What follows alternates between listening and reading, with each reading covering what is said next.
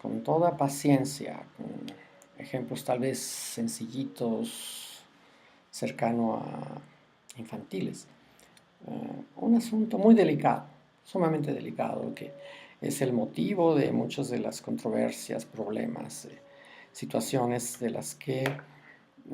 nace la letanía de quejas del sector forestal. No solo el mexicano, principalmente el mexicano, porque hemos llegado a situaciones respecto al resto del mundo que son francamente eh, inusuales, como el hecho de que la mayoría de los bosques son privados. O sea, tienen un dueño que puede ser un grupo de personas, como los ejidos, o es un individuo o es una empresa. Y además existen ciertos límites a los derechos de propiedad dados por la ley agraria en materia de extensión y algunas otras limitaciones muy fuertes a ejercer plenamente los derechos de propiedad. Y si no se pueden ejercer los derechos de propiedad, pues la buena gestión de esos terrenos simplemente es imposible. Eh, es por demás tratar de soñar con que en este país va a haber eh, un buen manejo del bosque en el sentido de los alcances finales de nuestra tecnología y de nuestros deseos, por el mero hecho de que nosotros mismos pusimos reglas donde los derechos no se pueden ejercer. Y entonces tratamos de acercarnos lo más que se puede dentro de los marcos jurídicos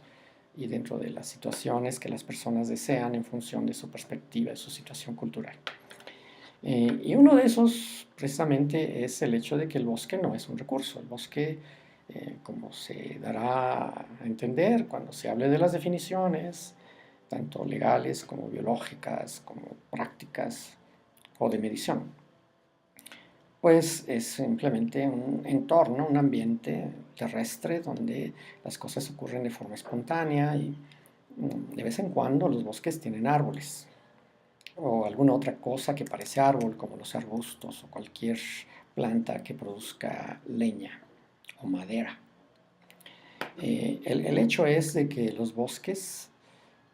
por el ser extensiones territoriales grandes,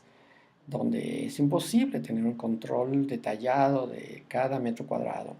o de cada milímetro cuadrado, de cada instante, de cada día, pues eso hace que las cosas ocurran muy cerca como la naturaleza las define. Y una de esas cosas es que muy poco del bosque en su sentido potencial y mucho más en su sentido actual es sujeto de ser utilizado. La gran mayoría de los bosques no son bosques industriales o bosques que tengan madera o que produzcan madera o produzcan cualquier otra cosa en los términos de productividad, de tiempo, de volumen, de calidad, de homogeneidad de los productos que uno está acostumbrado en casi cualquier industria, incluyendo industrias que dependen de la tierra, como el caso del acero, el caso del carbón, el caso de la energía nuclear, por no decir actividades mucho más cercanas a nosotros, como podría ser el caso de la producción de hortalizas y de flores de ornato. Si el bosque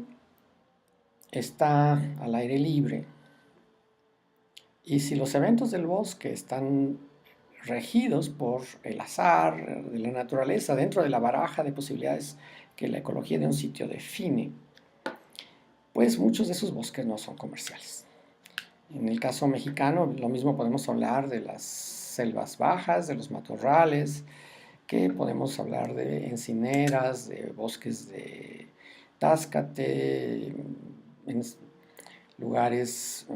cerca de los arroyos o lugares muy dentro de las barrancas, de zonas pedregosas, en las partes de cumbre, que son sumamente, no solamente escarpadas, sino expuestas a viento, al sol, a toda una serie de factores estresantes para la vida de los organismos y no se diga los árboles, que además, como no pueden correr, pues se tienen que quedar donde nacieron y se les tocó en la cumbre, pues tienen muy poquita compañía. Por supuesto, también van a tener problemas para encontrar pareja y recibir polen y estar manteniendo toda una posagénica y eso nos lleva a que las cumbres, igual que las barrancas y las zonas inundadas, todos ellos son zonas, desde un punto de vista de la producción industrial de madera, son zonas marginales. Y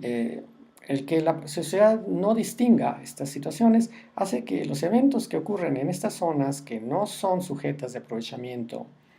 industrial, sistemático, tecnificado, intencional, permanente, o por lo menos con una intención de durar, pues estas zonas se dan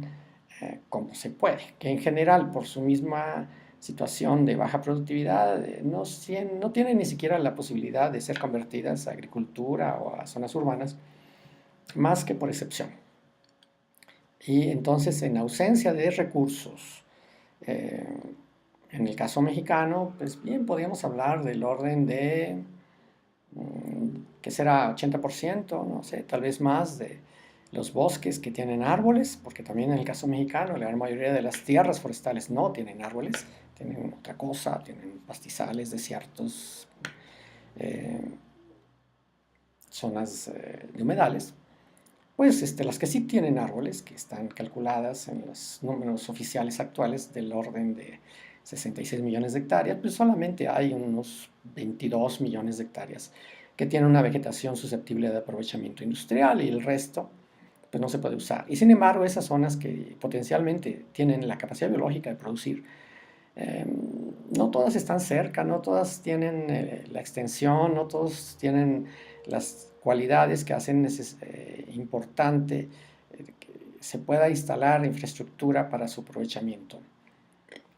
Y pues entonces solamente estamos utilizando en este momento, según las cifras del gobierno,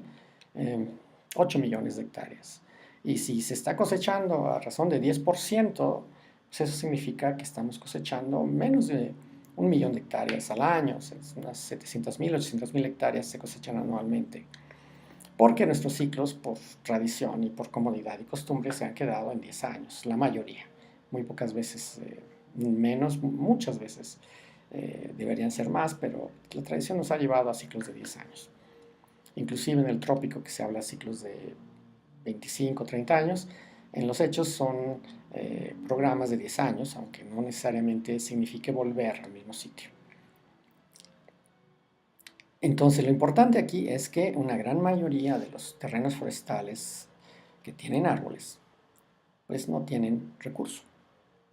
Y es por demás que nos preocupemos de los eventos que pasan en este lugar.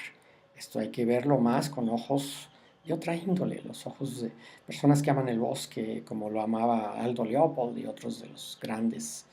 pensadores y escritores que nos han legado nuestro amor hacia los bosques,